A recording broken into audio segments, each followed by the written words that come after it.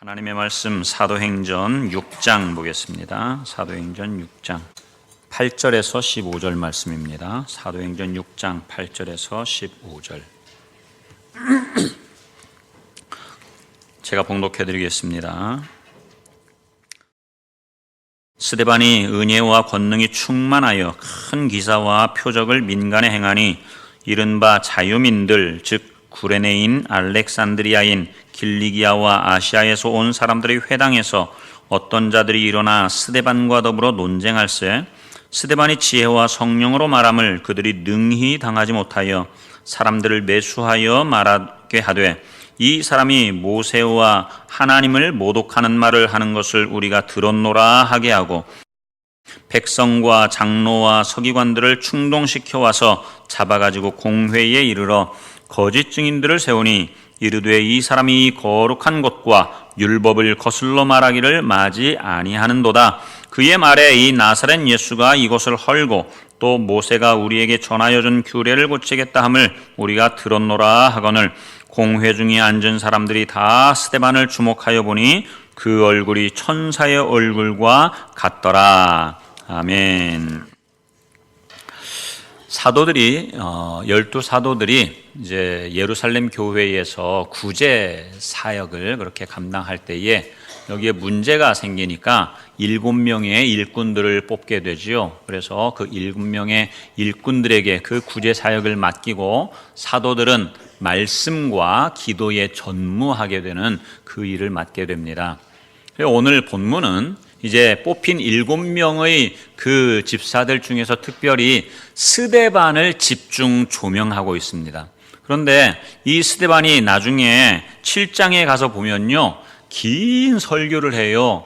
이걸 보면 일꾼으로 뽑힌 이 7명의 일꾼들이 그저 단순히 구제 사역만 감당한 것이 아니고 말씀을 전하는 그 복음을 전하는 이러한 사역에도 함께 했다라고 하는 것을 알 수 있어요. 또 8장에 가면 이제 빌립이라고 하는 그분이 또 이 복음을 전하게 되는 것을 보면 이 집사로 뽑힌 이 사람들은 단순히 구제 사역만 하는 그러한 사람들이 아니고 이 구제 사역과 함께 말씀과 기도로 또 함께 나가는 그러한 자들이었음을 알 수 있습니다.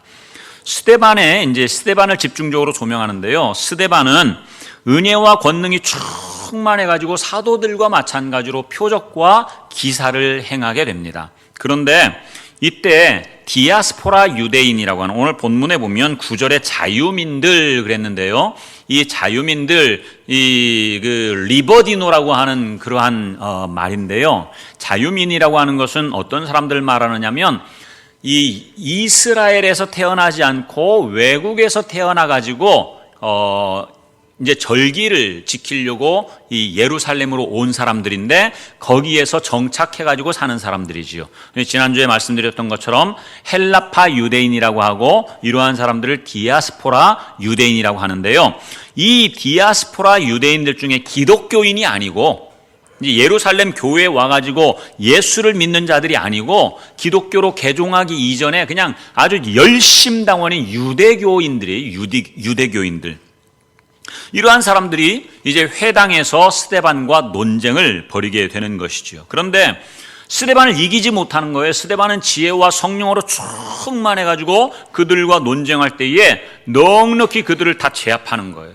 이 사람들이 스데반을 감당하지를 못하니까 어떻게 하느냐면 사람들을 매수해요. 사람들을 매수해가지고 이 스데반을 고발하게 됩니다. 12절에 보니까 백성과 장로와 서기관들을 충동질시켜가지고 이 스데반을 잡아서 이 예루살렘 공회에 갖다가 세우는 거예요.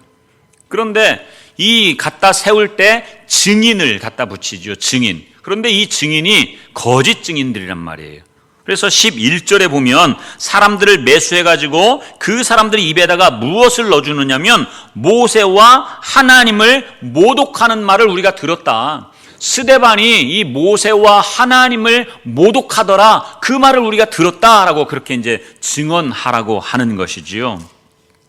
그러면서 공회 앞에 서가지고 이 증인들이 거짓 증언을 하는데 이 증언의 내용을 이야기합니다. 13절과 14절 두 절에 걸쳐서 그 증언을 이야기하는데 그것이 무엇인가 하면요, 13절에서는 이 거룩한 곳과 율법을 모독하는 것을 우리가 들었다라고 하는 거예요.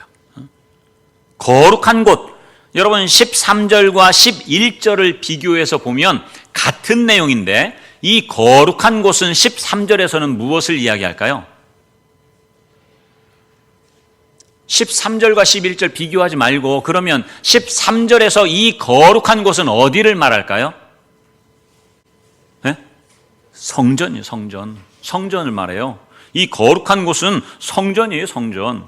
그러니까 11절에서 이제 입에다가 말을 넣어줄 때 누구와 누구를 모독하는 말을 들었다고요?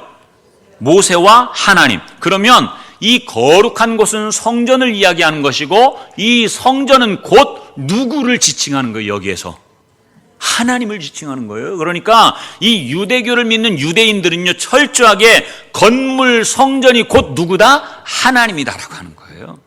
건물 성전 이꼴 하나님이에요. 하나님. 그 다음에 이 거룩한 곳과 율법을 거슬러 말했다. 그러니까 이 율법을 모독했다. 이 율법은 11절에서 누구를 가리켜요? 모세를 가리키지요. 이 한 가지를 이제 거짓으로 증언하는 것이고, 또 14절에서는 스데반이 무슨 말을 하느냐면 나사렛 예수라고 하는 사람이 이곳을 헐고, 즉 성전을 헐고 모세가 우리에게 준 이 모세의 율법을 다 무너뜨리겠다라고 하는 것을 우리가 들었다라고 하는 거예요. 여러분, 이러한 이야기를 들을 때 스데반은 지금 공회 앞에 딱 서 있는데 이 공회에 있는 사람들이 스데반의 얼굴을 보니까 스데반의 얼굴이 어떻게 됐다고요? 15절에 보니까 천사의 얼굴과 같았더라. 빛이 났다는 말이 빛이 났다. 자, 그러면 이 사람들이 두 가지를 이야기하는데 성전과 율법을 갖다 이야기해요. 이 성전과 율법은요, 아주 중요한데 유대교를 떠받치는 두 개의 기둥이에요. 그러니까 성전과 율법이라고 하는 것은 유대교에 있어서는 없어서는 안 되는 신앙의 기초인 것이지요. 신앙의 기초. 그런데 이 스데반이 이 성전과 율법을 모독했다고 하니까 이 사람들이 기분이 좋겠어요? 안 좋겠어요? 당연히 안 좋죠. 그들의 눈으로 볼 때는 이 스데반 역시 그들이 예수를 십자가에 못 박아 주겠잖아요. 왜 못 박아 주겠어요? 신성 모독죄로. 나는 하나님의 아들이다라고 말하는 거예요. 자기들 눈으로 볼 때는 사람인데 사람이 어떻게 하나님의 아들이 될 수 있어요? 유대교의 사상으로는 도무지 있을 수 없는 일인데 사람이라고 하는 예수가 하나님의 아들이라고 하니까 자기를 신격화하는 거잖아요. 그래서 신성 모독죄로 잡아가지고 십자가에 못 박게 하는 것이죠. 그런데 이 스데반이라고 하는 이 사람도 마찬가지로 나사렛 예수가 바로 이 성전을 헐고 그 모세의 율법을 허물겠다, 무너뜨리겠다라고 하는 그 이야기를 했다고 하니까 자기들의 신앙을 완전히 망가뜨려 놓는 것이죠.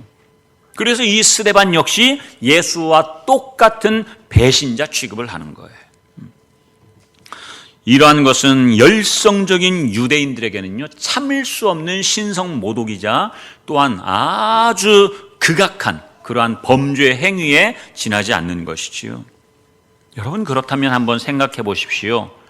이 사람들이, 유대인들이 스데반을 고발할 때 고발하는 죄목이 이 사람이 성전과 율법을 모독했다 그랬어요. 성전과 율법을 모독하는 것, 그것은 옳은 일입니까? 옳지 않은 일입니까? 옳지 않은 일이에요. 그러니까 그 죄목이 잘못된 게 아니라고 하는 말이에요. 중요한 것은 무엇인가? 여러분, 성전과 율법은요, 하나님이 언약 백성에게 주시는 은혜의 선물입니다. 성전이라고 하는 것은 하나님이 언약 백성에게 주시는 선물이에요, 선물. 그리고 이 언약 백성을 이제는 어떻게 해요? 이 성전에서 만나고 또한 그 성전에서 만나는 이들에게 이 율법을 주시지요. 율법은 뭐예요? 이것을 지켜 행함으로 언약 백성 안에 그렇게 들어가는 거예요. 그러니까 성전과 율법은 뗄래야 뗄 수 없는 불가분의 관계에 있는 거예요. 무엇보다도 하나님과 이 언약 백성인 이스라엘 백성, 유대인들과는 전혀 뗄 수 없는 그러한 관계에 있는 것. 이 성전과 율법은 하나님과 이 유대인들을 연결해주는 그러한 매개체가 되는 것이지요. 문제는 뭐냐? 성전과 율법이 영원한 것이 아니라고 하는 거예요. 영원한 것이 아니라고 하는 것. 하나님은 우리들에게 정말 주기 원하시는 게 무엇인가 하면 영원한 거예요. 영원한 것. 그냥 가다가 없어지고 할 그것을 주는 것이 아니고 영원한 걸 주시기 원하시는데, 그 영원한 것을 이해하도록 하기 위해서 이 성전과 율법을 이 언약 백성들에게 주시지요. 근데 그게 완전한 게 아니고, 이 성전과 율법은 뭐냐? 오늘 말씀의 제목을 한번 볼까요? 같이 읽어봅시다. 시작. 성전과 율법의 완성자 예수 그리스도. 맞아요. 그래서 이 문제는 그것이 영원하지 않고 예수 그리스도를 예표하는 모형과 그림자라고 하는 거예요. 구약시대의 성전과 율법은 이게 완전한 게 아니라고 하는 말이에요. 모형과 그림자로 주신 거예요. 그림자. 여러분 한번 생각해 보세요. 멋진 궁궐이 있는데, 큰 대궐집이 있는데, 그 대궐집이 실제가 있는데 옆에 햇빛이 비쳐가지고 그림자가 있어요. 그러면 그림자를 보고 좋아해야 됩니까? 아니면 그 실제로 그 궁궐 안에 들어가서 사는 걸 좋아해야 됩니까? 실제로 들어가서 살아야지요. 그래야 그것이 내 것이 되는 거예요. 요즘에 서울에 아파트, 유명한 아파트들 청약하고 분양받는데 아주 막 열기가 높다고 하는데, 여러분 그 아파트를 처음부터 지어가지고 그렇게 분양하지 않아요. 맨 처음에 뭘 먼저 지어요? 모델하우스를 짓잖아요. 모델하우스를 짓고 와 좋다 감탄도 해요. 그런데 그렇다고 해서, 아무리 감탄한다고 해서 이 모델하우스에 들어가가지고 사는 사람은 아무도 없어요. 이 모델하우스를 보면서 진짜 지어질 그 집을 바라보는 것이죠. 그리고 그 집을 사고 거기에 들어가서 살 때 진짜 기쁨과 행복을 누리게 되는 거예요. 모델하우스는 진짜 아파트를 보여주기 위한 그러한 그림자에 지나지 않은 거예요. 물론 모델하우스를 봐도 기분은 좋죠. 앞으로 들어갈 것을, 그렇게 들어가서 살 것을 기대하고 먼저 보는 거니까. 그러나 그것이 실제는 아니라고 하는 거예요. 구약시대의 이 성전과 율법이라고 하는 것은 우리에게 이러한 모형과 그림자로 주신 거예요. 이것을 완성하신 분이 바로 예수 그리스도이신 것이죠. 그래서 이제 그들이 그렇게 하나님처럼 떠받들던 이 성전은 무엇이냐? 다른 게 아니고 진짜 성전은 예수님의 몸이라고 하는 거예요. 예수님의 몸. 그래서 요한복음 2장에서 보면 예수님께서 유대인들에게 너희들이 이 성전을 헐어라 그랬어요. 유대인들이 그 당시에 헤롯 성전인데, 헤롯 성전이 너무나 아름답거든요. 그러니까 그것을 자랑하는 거예요. 그때 예수님이 건물 성전을 헐어라. 그러면 내가 3일 만에 다시 짓겠다라고 하는 거예요. 유대인들이 뭐라고 그래요? 아니 이 성전을 짓는데 46년이나 걸렸는데 네가 3일 만에 짓겠다고? 그러나 예수님이 말씀하시는 것은 이 건물 성전을 다시 짓겠다라고 하는 게 아니고 무엇으로? 당신의 몸으로 성전 삼겠다라고 하는 거예요. 요한복음 2장 19절에서 21절 제가 읽어드릴게요.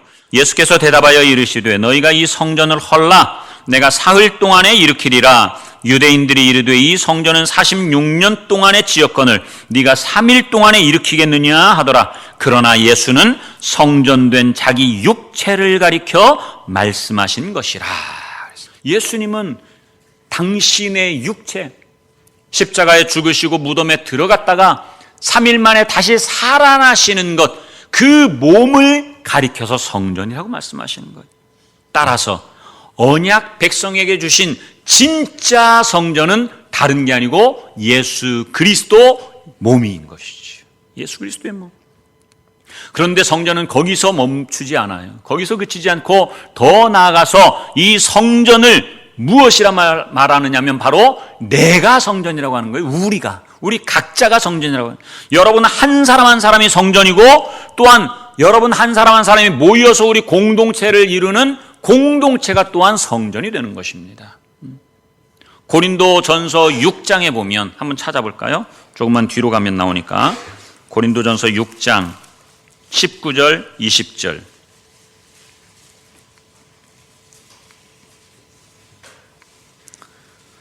같이 읽어봅니다. 고린도후서 6장 19절 20절 시작. 너희 몸은 너희가 하나님께로부터 받은 바 너희 가운데 계신 성령의 전인 줄을 알지 못하느냐?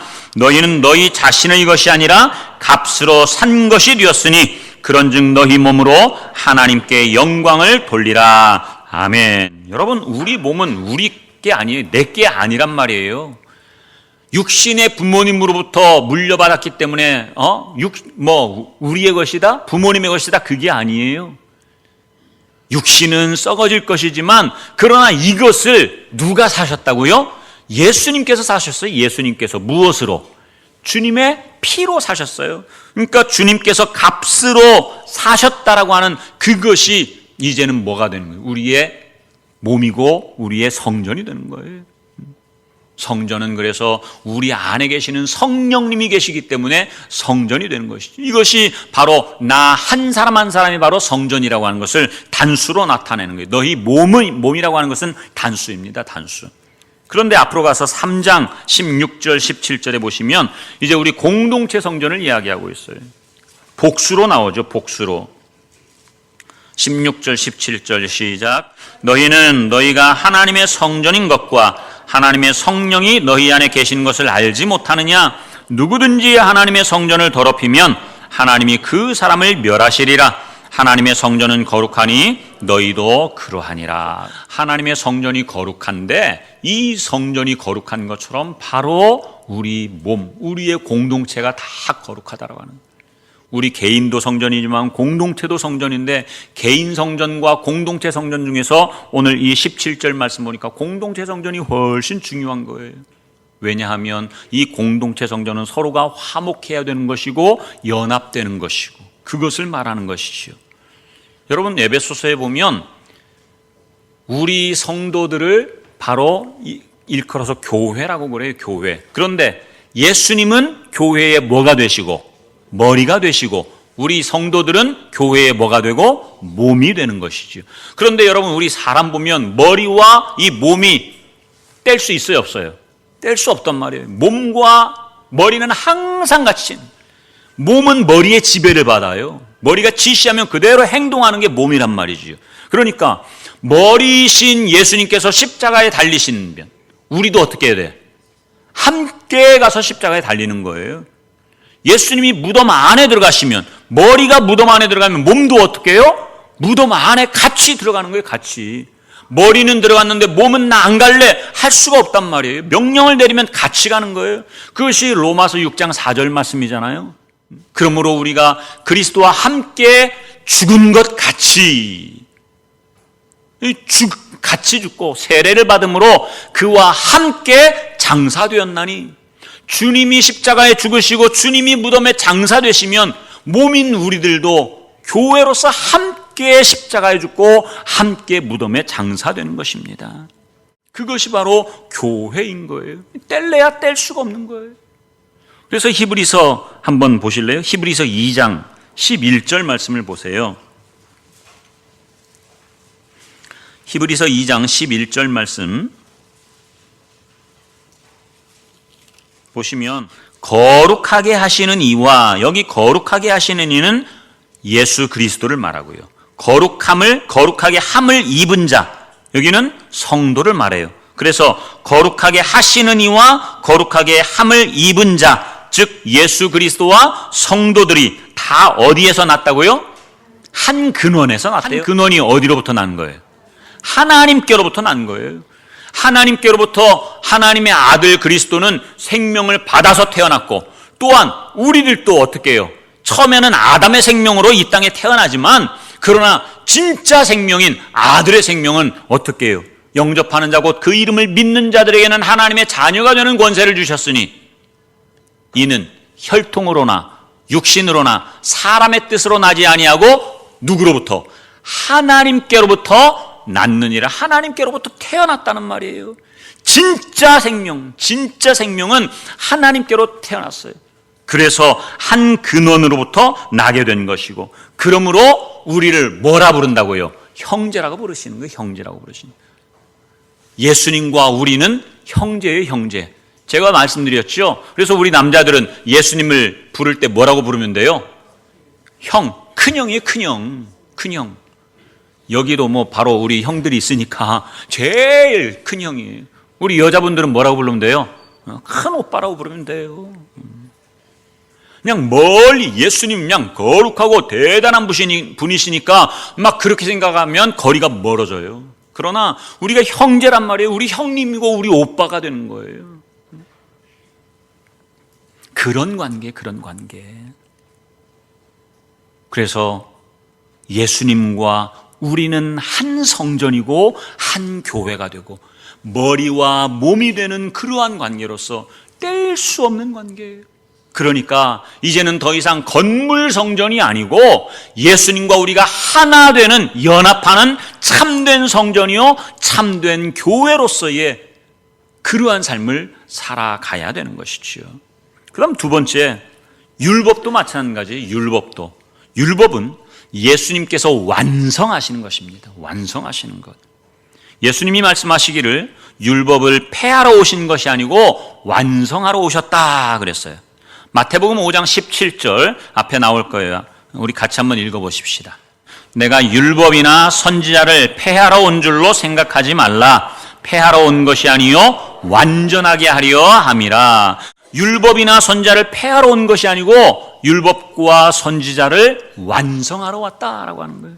로마서 10장 4절 시작. 그리스도는 모든 믿는 자에게 의를 이루기 위하여 율법의 마침표를 꽝 하고 찍어버렸다는 말이에요. 율법을 완성하신 것이지요. 여러분, 유대인들에게 있어서 이 율법은 어떤 존재인가 하면 율법을 지켜서 철저하게 한 조항 한 조문 그것을 지켜가지고 자기의 의로 내가 이 율법을 지켰어 하면서 자기의 의를 가지고 하나님께로부터 의롭다함을 받으려고 하는 그러한 존재가 바로 유대인들이에요.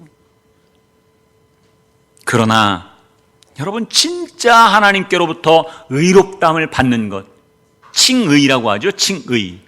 하나님께로부터 의롭다함을 받는 것은 율법을 지켜서 나의 의로 그렇게 받는 게 아니라고 하는 말이에요. 무엇으로 받느냐? 예수 그리스도를 믿는 믿음으로만 이 의를 얻을 수 있는 거예요. 로마서 3장을 한번 펴서 볼까요? 조금만 뒤로 가면 로마서가 있는데요. 사도행전 다음에 로마서 3장 20절부터 22절까지 로마서 3장 20절에서 22절 시작. 그러므로 율법의 행위로 그의 앞에 의롭다 하심을 얻을 육체가 없나니 율법으로는 죄를 깨달음이니라. 이제는 율법 외에 하나님의 한 의가 나타났으니 율법과 선지자들에게 증거를 받은 것이라. 곧 예수 그리스도를 믿음으로 말미암아 모든 믿는 자에게 비치는 하나님의 의인이 차별이 없느니라. 아멘. 여러분, 율법으로는 20절에 보니까 율법을 지켜가지고 행하는 그러한 것으로는 어느 한 사람도 의롭다 할 사람이 없다고 그랬어요. 율법을 통해서는 의를 나타낼 수가 없는 거예요. 하나님의 의가 안 나타난다는 거예요. 자기의 의는 나타나죠. 그런데 이 율법의 기능이 한 가지가 있어. 기능. 율법은 뭐를 하는 거예요? 죄를 깨닫게 하는 기능은 있어요. 죄를 깨닫게 하는 거예요. 그 죄를 깨달음으로 말미암아 이제 나는 도무지 할 수 없습니다 라고 하는 것이 바로 율법이에요. 율법을 우리에게 주신 목적이, 하나님은 이 율법 우리가 못 지킬 것 알아요. 그러니까 이 율법을 지키려고 하되 도무지 우리가 지킬 수 없으니까 이제 두 손 두 발 들고 하나님 나 할 수 없습니다라고 할 때에 하나님의 은혜가 거기에 나타나는 거예요.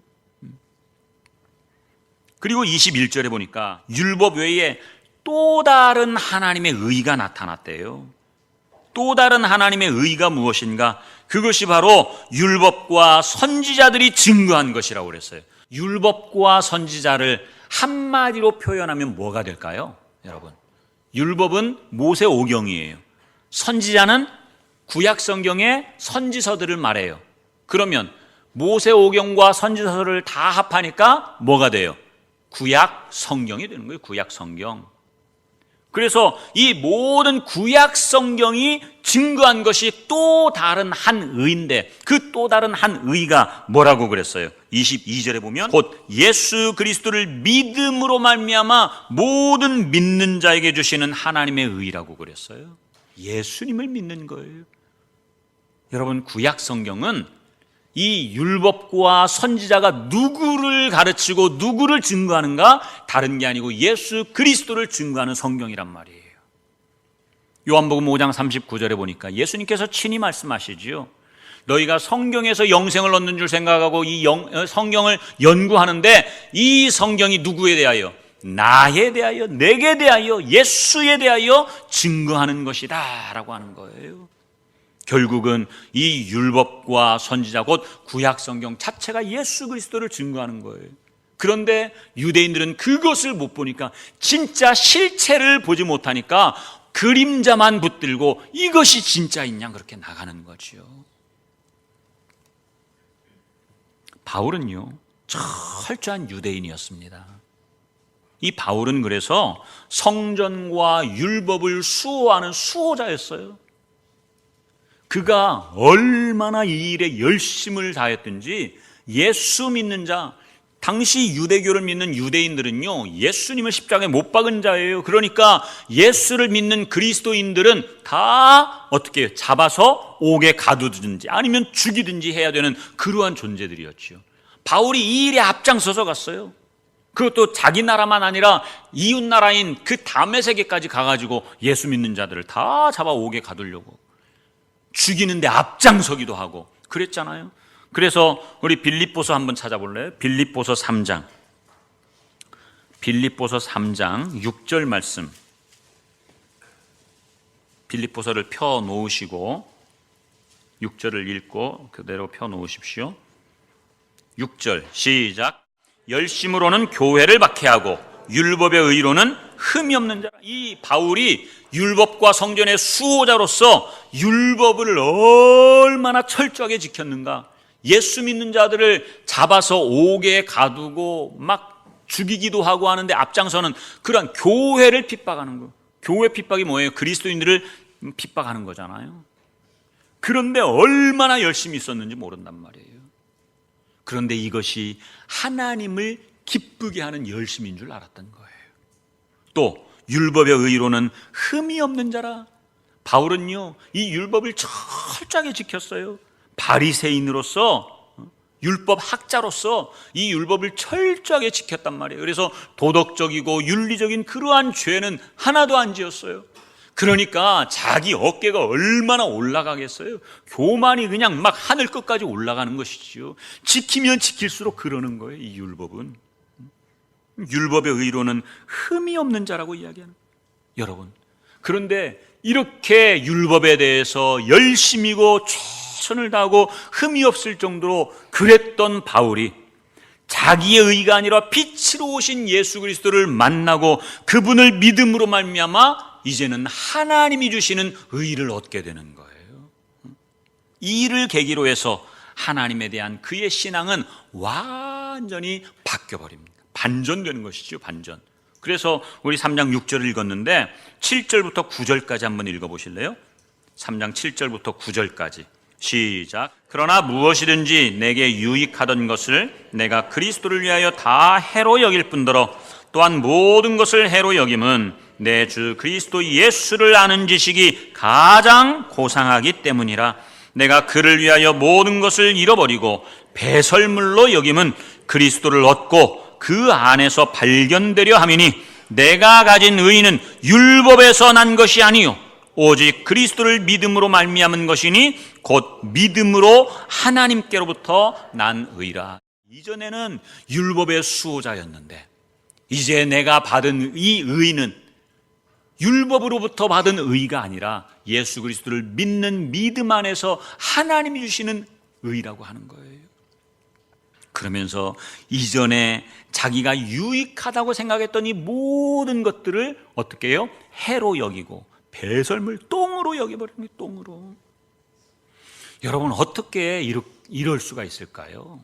어떻게 이렇게 할 수 있을까요? 그것은 다른 게 아니에요.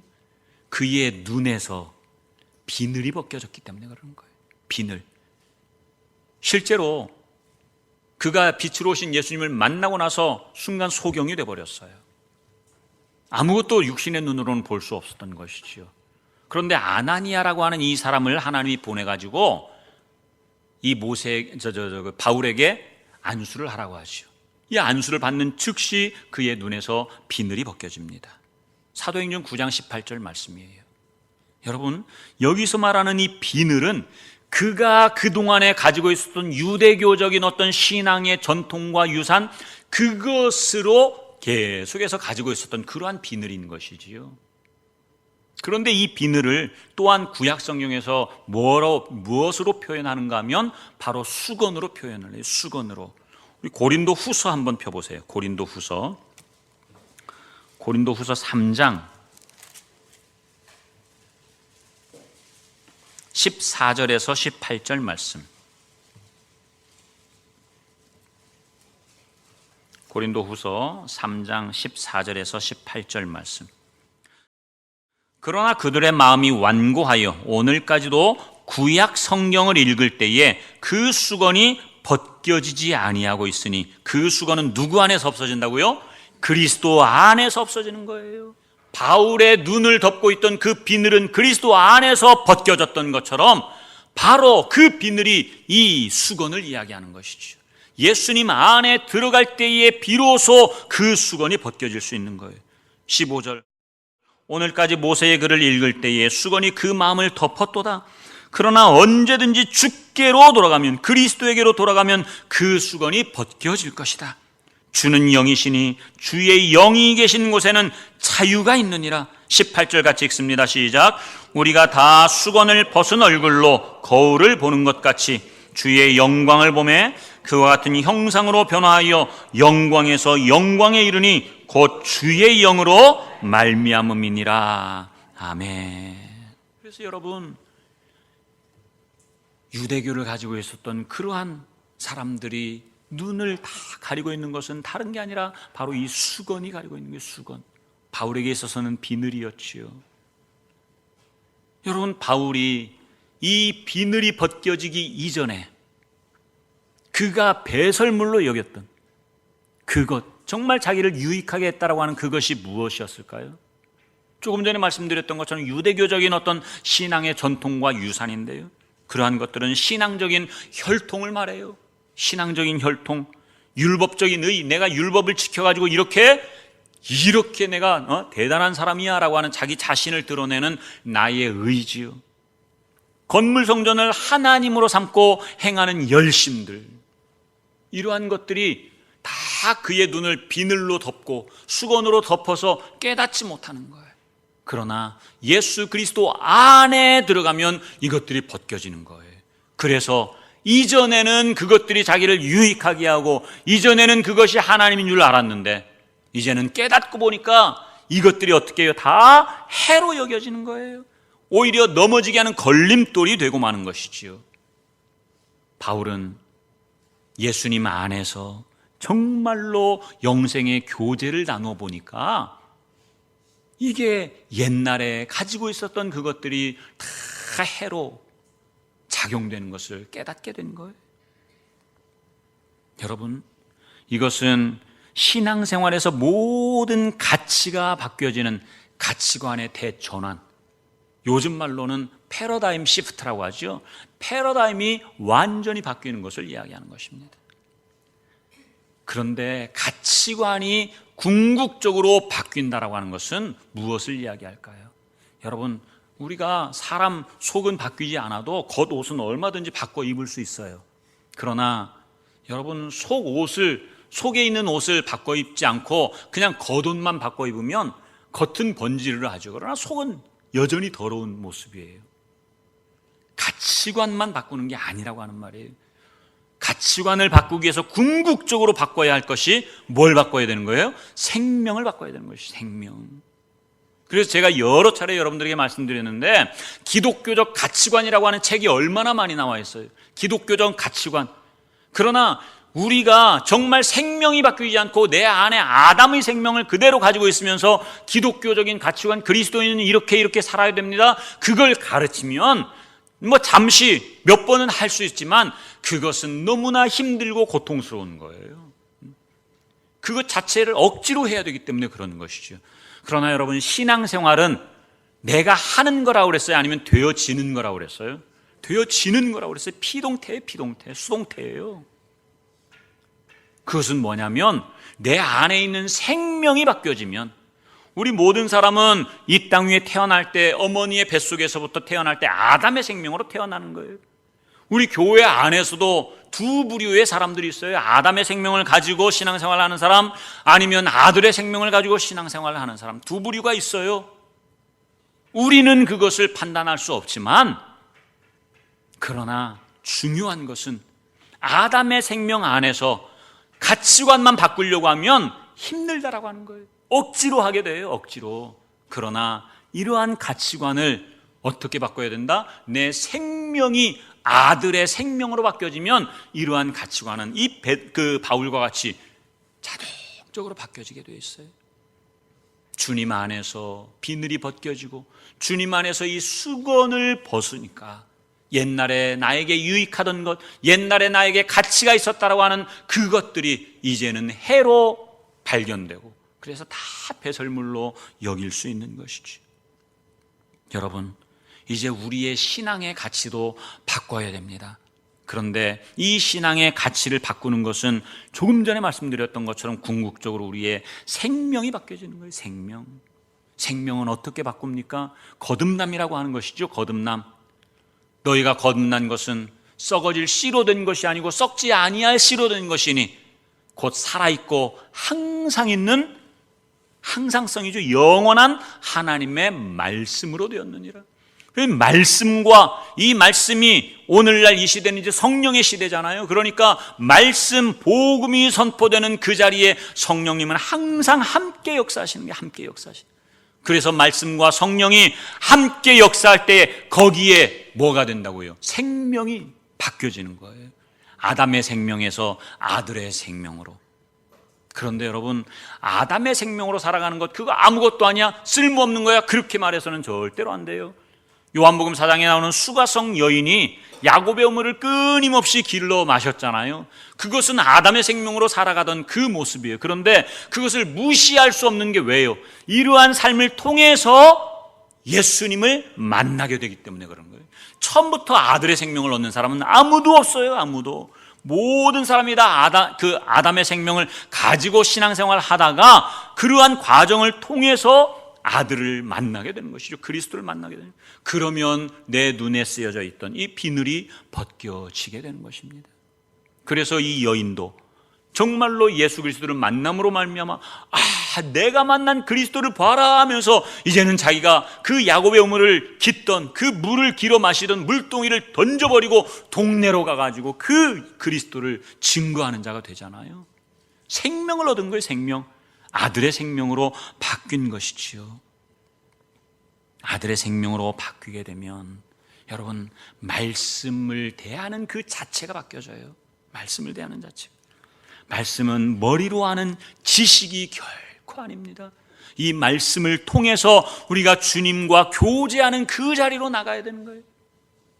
말씀을 통해서 주님과 만나는, 사귐이 있는 그 교제의 자리로 나가는 것이 바로 이 말씀의 중요성인 것입니다.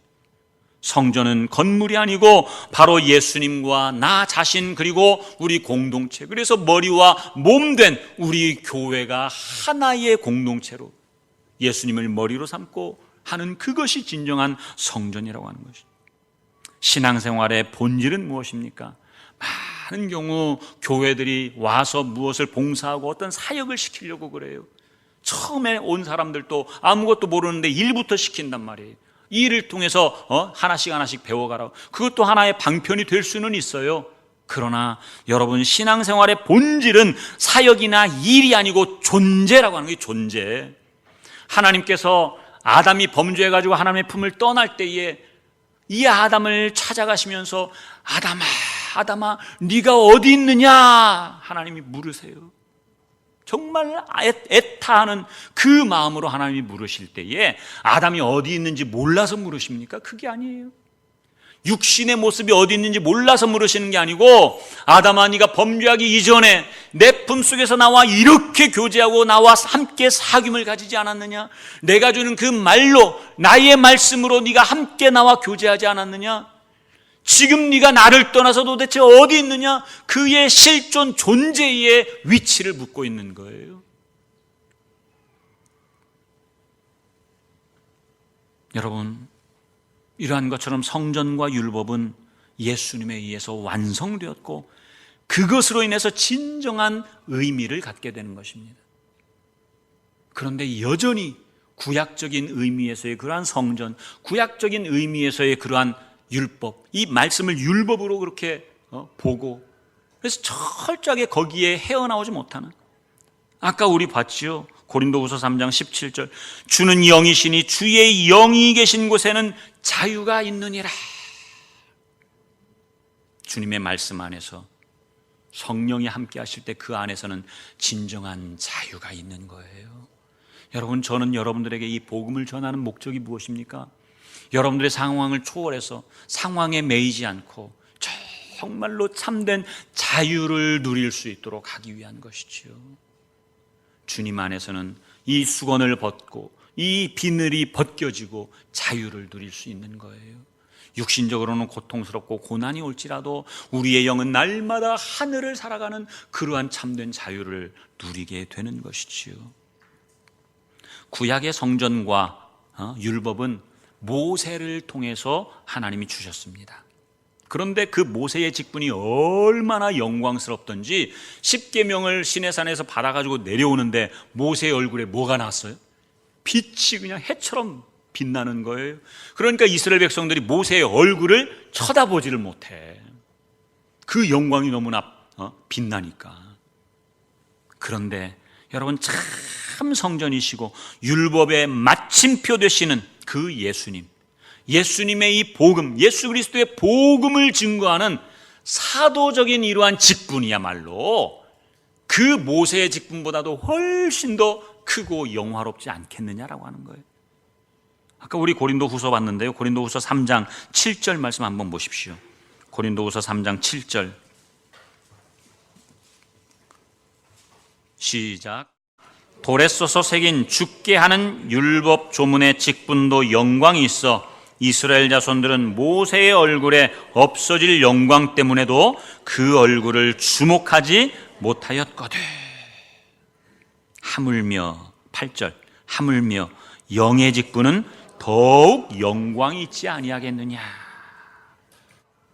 여러분, 모세의 얼굴에 그 나타난 영광의 빛, 그러나 그 영광의 빛은 그림자였단 말이에요. 그런데 이제는 그 영광의 빛이 어디에 나타나는가? 예수 그리스도의 얼굴에 나타나요. 그리스도의 얼굴에. 그 얼굴의 빛이, 하나님의 영광의 빛이 예수 그리스도의 얼굴에 비치는데 그 얼굴 빛이 오늘 본문에 보니까 누구에게 나타나는 거예요? 스데반에게 나타나요. 스데반에게 나타났다라고 하는 그 예수 그리스도 얼굴의 빛, 하나님의 영광의 빛은 거기서 그치는 게 아니고 오늘 복음을 통해서 영생을 누리며 영생을 살아가는 그러한 우리들의 얼굴에도, 우리들의 마음속에도 비춰져야 되는 것입니다. 그래서 고린도후서 4장 6절 한번 보세요. 4장 6절, 어두운 데에 빛이 비치라 말씀하셨던 그 하나님께서 예수 그리스도의 얼굴에 있는 하나님의 영광을 아는 빛을 어디에다가 비추셨다고요? 우리 마음에 비추셨다는 말이에요. 정말로 여러분들이 이 복음을 통해서 참 자유를 누리면서 그렇게 영생을 누릴 때에 여러분들의 마음속에 이 하나님을 아는 영광의 빛, 예수 그리스도의 얼굴에 비춰지는데 그 얼굴에 비춰진 그 빛이 우리에게 반사돼서 오는 거예요. 반사. 그래서 여러분들 각자의 심령 속에 이 영광의 빛이 비춰지는 거예요. 날마다 주님과 함께 말씀으로 묵상하고 교제할 때에 그 교제 속에서 이 영광의 빛이 비춰지는 줄 믿습니다. 그래서 예수 그리스도가 진정한 성전이고 율법이고 보배라고 하는 거예요. 4장 7절 보니까 우리가 이 보배를 질그릇에 가졌다. 그래서 질그릇에 가졌다. 여러분, 우리는 놓치면 쨍그랑하고 깨지는 질그릇에 불과하지만 그럼에도 불구하고 우리는 보배를 안에다가 둔 거예요. 보배를. 여러분, 이게 그릇이에요. 이게 다이아몬드 보배, 다이아몬드 보배. 이거 들고 이렇게 질그릇으로 가면 질그릇은 아무것도 아니야. 그런데 이게 귀하니까 이것을 귀하게 하기 위해서 어떻게? 이것도 함께, 질그릇도 함께 귀한 존재가 되는 거예요. 함께. 질그릇은 그 자체로는 아무것도 아니지만 내 안에 보배 되신 예수 그리스도를 모시고 살아갈 때에 질그릇이 진정한 보배. 그래서 뭐가 된다고요? 성전이라고 하는 말이 성전. 옛 언약에서는요, 구약이지요. 옛 언약에서는 하나님께서 선지자들을 통해서 말씀하셨고 또 죄인된 백성들이 하나님께 나아갈 때는 제사장을 통해서 나아가야만 했어요. 철저하게 선지자와 제사장들을 통해서 이들이 나갔다고 한다면 이제 새 언약 백성, 오늘날 하나님이 우리에게 말씀을 주시고 성령 안에서 살아가는 그 새 언약 백성들은 어떻게 해요? 큰 자나 작은 자나 다 각자가 직접 하나님 앞에 나오도록 하나님께서 부르시는 거예요. 하나님이 부르시는 거예요. 누구를 통해서? 예수 그리스도, 복음을 통해서 나가는 거예요. 복음을 통해서. 그래서 예수 그리스도의 복음을 통해서 아버지께 나아가는 자에게 하나님은 영생을 주시고 그것을 통해서 각자가 하나님과의 사귐 가운데 이르게 되는 것이죠. 여러분, 이것이 바로 율법의 완성자이신 예수님과 성전, 교회된 우리들의 아름다운 관계요 모습이 되는 거예요. 성전 그 자체이시고 율법의 완성자 되시는 예수 그리스도, 그분과 우리와의 관계가 무엇이냐? 에베소서 5장에 보면요, 남편과 아내의 관계를 쭉 이야기해요. 아내는 남편에게 복종해라, 남편은 아내에게 자기 자신을 다 내어주는 사랑을 해라라고 하면서 길게 설명을 하는데, 사도 바울이 에베소서 5장 32절에서 쭉 남편과 아내에 대해서 설명을 하다가 갑자기 이것은 비밀이다 이야기하는 거예요. 그러면 남편과 아내 육신적인 그러한 관계가 비밀이 아니고 그것은 비밀을 이야기하기 위해서 지금 이야기를 한 거예요. 그러면 바울이 말하고자 하는 그 비밀이 무엇인가? 5장 32절에 보니까 이 비밀이 크도다. 나는 그리스도와 교회에 대하여 말하노라 그랬어요. 남편과 아내의 관계는 육신적인 그러한 관계, 그래서 남편은 아내를 사랑하고 아내는 남편을 사랑하고 그것을 뛰어넘어서 이제는 그리스도와 우리의 관계가 남편과 아내의 관계요, 신랑과 신부의 관계요, 교회의 머리와 교회의 몸의 그러한 관계라고 하는 거예요. 뗄래야 뗄 수 없는 관계 되는 것을 이야기하는 것이지요. 여러분, 성전 되시고 율법의 완성자 되시는 그 예수 그리스도, 오늘도 그분을 우리가 이제는 실제로 보고 그분과 함께 말씀으로 교제하면서 날마다 주님과 연합한 그 삶을 살아갈 때에 그것이 하나님이 진짜 주시기 원하시는 영원한 것, 영생이라고 하는 거예요. 영생.